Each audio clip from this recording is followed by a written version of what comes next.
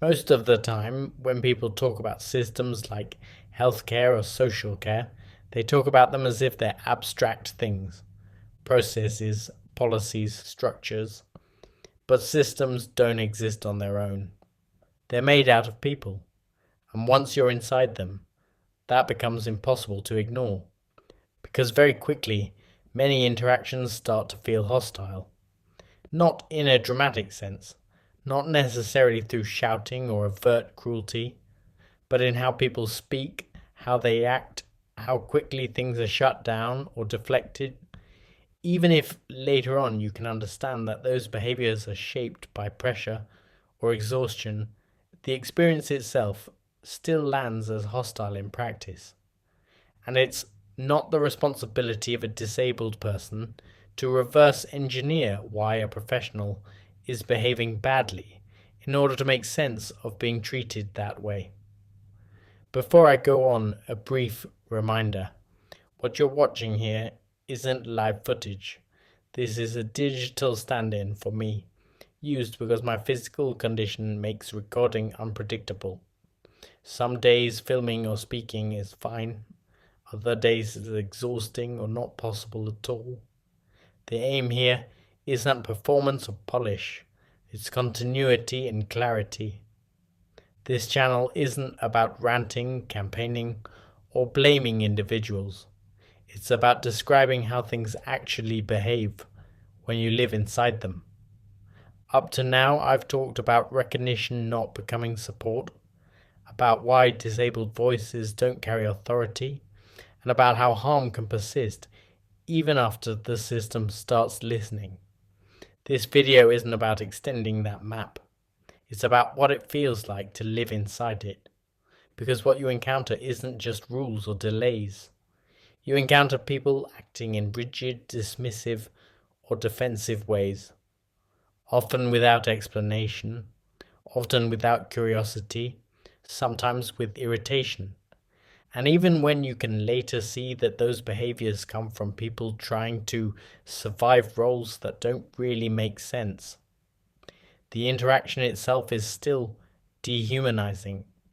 Most people working inside support systems aren't waking up intending to hurt anyone.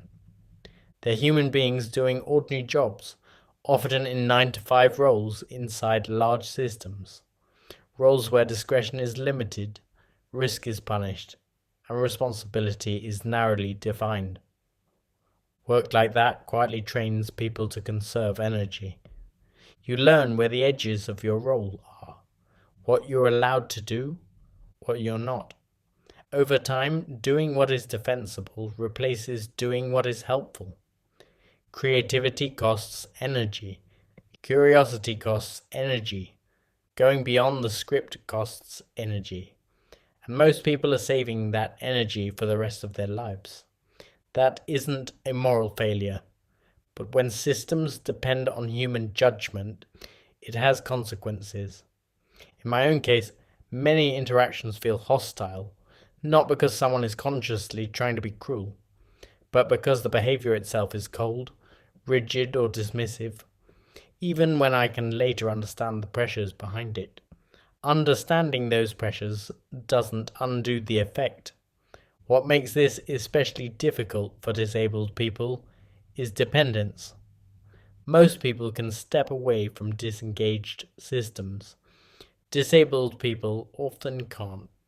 We're required to keep returning to the same structures that behave this way. Over time, that changes how you see yourself. You start to feel as though requiring thought or effort from others is already too much, as though being a complex human is an inconvenience. That's where the loneliness comes in. Not dramatic loneliness, the quiet kind, being surrounded by people, processes, and communication, and still feeling unseen. These videos aren't building toward a neat solution. At least not yet.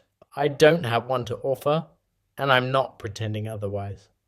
What I'm doing most of the time is putting one foot in front of the other, managing assessments, managing delays, managing fragmentation, trying to stay intact while moving slowly through it. If there's anything I'm offering here, it isn't answers, it's clarity, and the permission to name what this actually feels like without minimizing it or dressing it up as something else. If interactions inside these systems so often feel hostile, the place to start isn't with personalities, it's with roles. Many people working inside care and support systems enter their jobs believing they are there to help other human beings. That's how the work is described, but the tools they're given tell a different story. They're not given time, authority, or flexibility.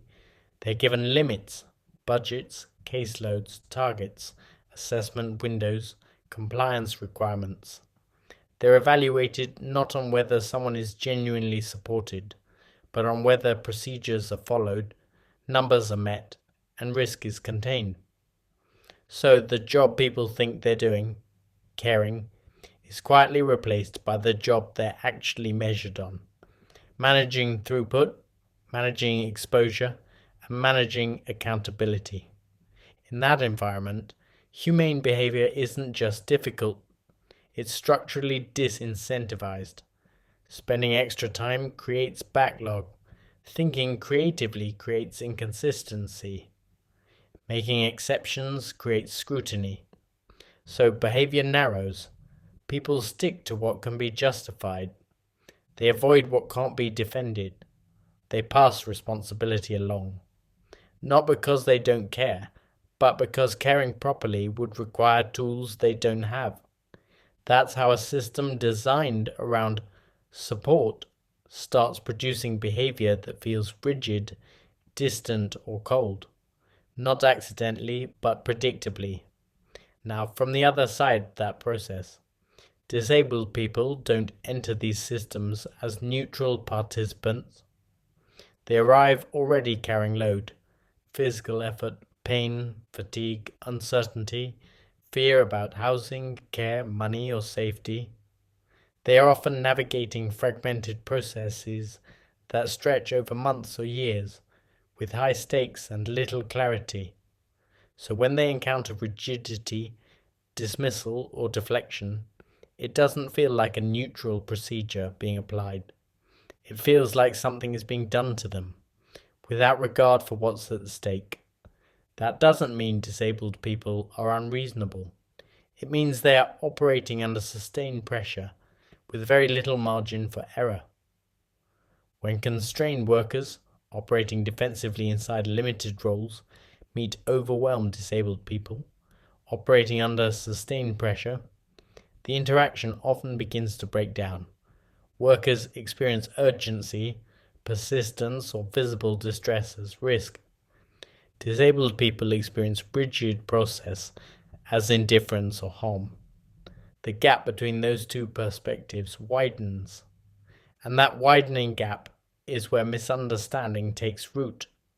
The procedural behavior, already stripped of warmth or flexibility, can feel soulless in isolation.